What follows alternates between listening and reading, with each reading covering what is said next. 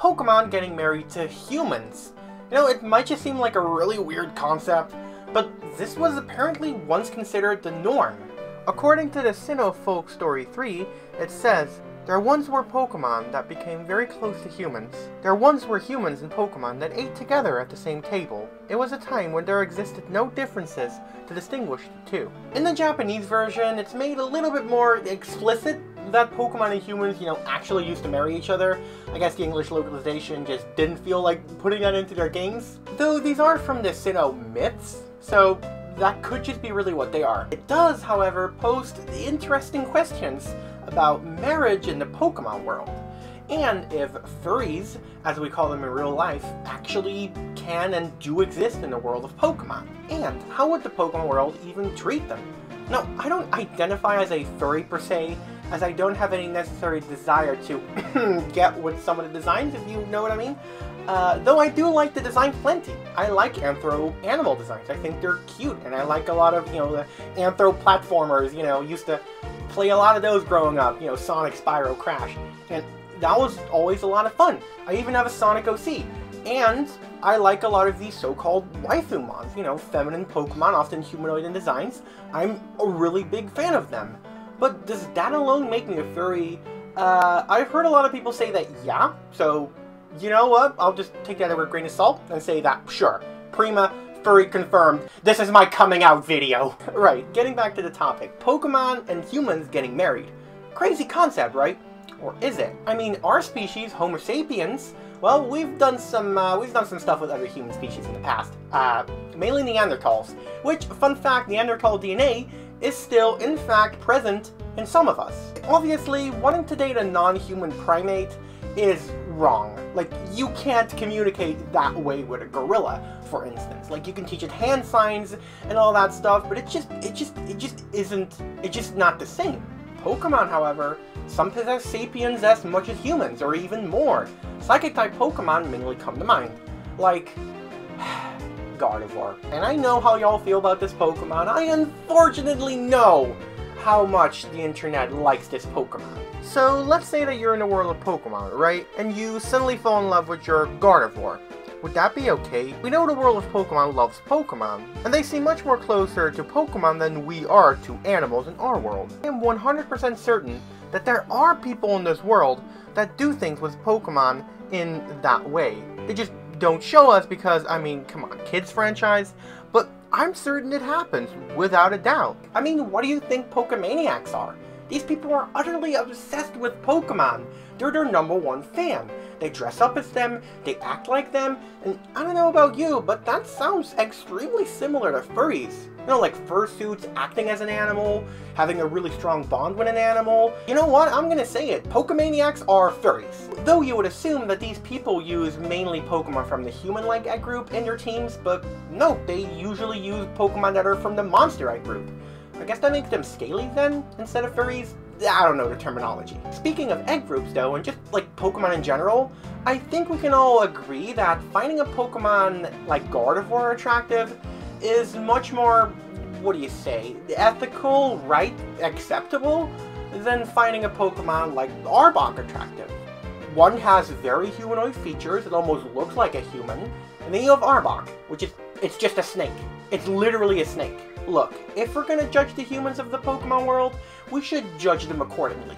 So Pokemon like Gardevoir, Lopunny, Machamp, you know, those would probably be considered more acceptable than like Pokemon such as Ninetales and Sandslash, right? I just feel like that makes sense.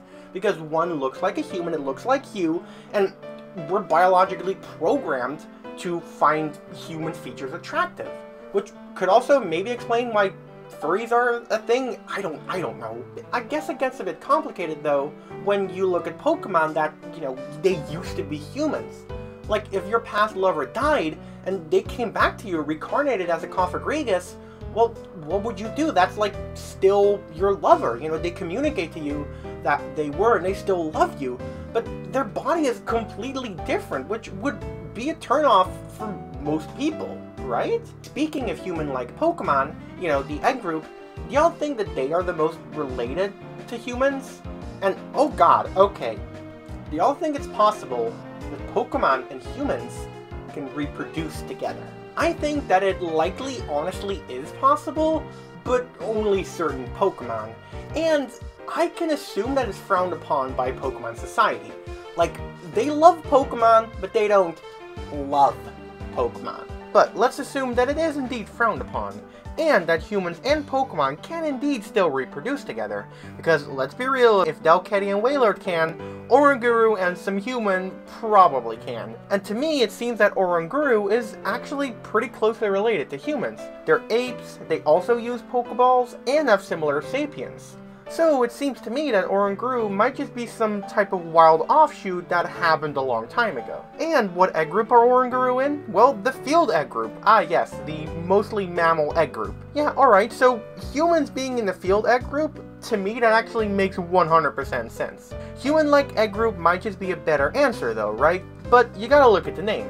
It's human-like, not human, implying that these Pokemon just ended up looking like humans on accident. You know, convergent evolution and all of that. How often does it happen though, you think? You know, Pokemon and humans getting freaky with each other. I probably think that they consider it to be a furry thing as well over there. They probably have a different word. Maybe even Pokemaniac, that's what they're called. Pokemaniacs. But there's one big difference between Pokemaniacs and furries. Because the Pokemaniacs, it's not a fantasy to them. You can actually physically, you know, Pokemon are real in that world. But anthro animals, they're not real. They're just not, and there will never be anything that comes as close to it. You know, so asking us the question, asking furries, you know, the question like, is it ethical or okay to do such a thing? That can never be answered, because it's not real, it's never gonna be real. I mean, sure, there's people in cosplay, fursuits, people pretending to be animals, but at the end of the day, they're all just people, they're human beings. And even if it was real, I'm sure that some people might not be even into it. They might think they are, like when you think something is gonna taste really good, then you end up taking a bite, and you just don't like it whatsoever. Or, you know, when you think a roller coaster might be fun, and you end up throwing up. I mean, heck, people thinking that they are into things, and then later finding out that they are not, or they just will never find out, or they just don't like the idea. In real life, they only like the fantasy thing, or whatever. That's not far from a common thing in real life. Like, okay, fun example. So, I'm a lesbian, which you can tell from the flag.